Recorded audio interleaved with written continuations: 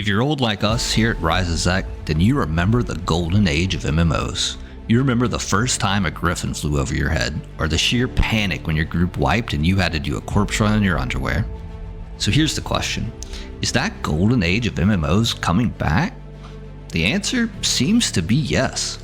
I mean, just take a look at what's coming in the next 12 to 18 months, with Pantheon, Rise of the Fallen, Everquest 2, Monsters and Memories, Adrullan, Aion 2, Archeage 2. There's a wave of games in development and some getting a second release, and these are tapping deep into that old school magic. And here at Rise of Zek, we're gonna play them all. This is the most excited we have been since we installed Everquest 2 using 6 CDs and our mom's 56K modem. So let's jump right in. First up, Pantheon, Rise of the Fallen. This one's playable right now, and frankly, it was made for us. Pantheon's trying to bring back grouping, social play, and exploration that matters. The developers are really building a spiritual successor to Everquest. Now, Pantheon is all about PvE first, but there are a few PvP servers available to keep the degenerates like Rise of Zek entertained. So check out our short on the best classes if you want to roll up a character. Yes, it is still in early access, but our guild's been playing it for a few months and we kinda love it. And most importantly, the developers are slowly pushing out more and more content to enjoy. Everquest 2. I know what you're thinking, but look, it's still going. And yeah, it still kind of slaps in a complex, slightly overwhelming, but kind of beautiful way. If you ever loved having 17 hotbars and the ability to overly customize your class, Everquest 2 is still one of the best classic MMOs available. Everquest 2 has released a brand new time lock expansion PvP server this month. The server will use a classic rule set oriented around the two main hubs of Freeport and Kinos.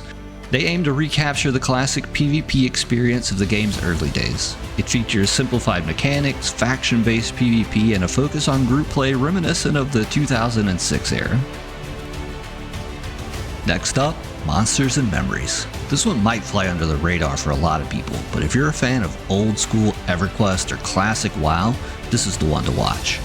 It has that late 90s, early 2000s aesthetic, but it's not just about the retro visuals. It's designed around slow leveling, dangerous zones, class identity, and meaningful exploration. Now, it might be brutal for those that weren't around back when this was the standard. And we're talking about running back to loot your corpse fully naked levels of brutal. No weapons, no items, just you and your sheer desperation. Or maybe a corpse summon if you're lucky. PvP in Monsters and Memories is planned as a separate rule set. Think classic EQ Zek servers. No battlegrounds or instance arenas, just you and the open world. If you're like your PvP raw, community policed, and on a completely separate server from the PvE, then this is for you. This is the kind of MMO where you actually remember and enjoy your leveling journey instead of speeding through a campaign for the 100th time. Adrullan is kind of the wild card of this bunch. Not as high profile, but it's quietly gathering a community of people who love deep lore, faction PvP, and fun world systems. There are a lot of unique classes, a Minecraft feel, and hilarious blocky adventures. It's one of those MMOs that doesn't just want to replicate the past, but build on it with different classes and different mechanics. It's early days, but after playing the test weekends, it definitely has that spark. And I think massive PvP battles between block-headed Minecraft-style avatars is going to look hilarious. I really hope they stick to landing on this one. Aion 2 is shaping up to be more than just a visual upgrade. The first Aion was a grind fest, but when you finally got your wings, it was magic to fly in an open world. The sequel is being built in Unreal Engine 5, and it's promising to be a lot more modern while keeping the aerial combat and faction warfare intact. The original game was all about Rift PvP and fortress sieges, and the sequel looks to expand on that. Expect large-scale aerial battles, faction-based warfare, and a heavy focus on contested zones. If they can keep it from turning into a cash shop simulator, then this could be an epic vertical MMO. Speaking of the cash shop, Archeage 2 is the last game on our list. The original Archeage was amazing. Naval warfare, open world PvP, trade runs, and the best crafting I've ever seen in any game. Land grabs, pay-to-win drama, and secret tree farms made Archeage iconic. The sequel is promising to clean up the monetization, refocus on player freedom, and deliver the sandbox MMO many of us dreamed about back in the day. The developers say they're making it less punishing for casual players, but the thrill of risking your cargo and trade packs for big rewards is still a core part of the design. I can say with a straight face that the first time I planted a tree, waited for it to grow, chopped it down, used the lumber to build my own boat, and then sailed off into the vast ocean with my friends to pillage and plunder was one of the most magical and rewarding experiences I've ever had in a video game. And did I mention that you can customize your sails?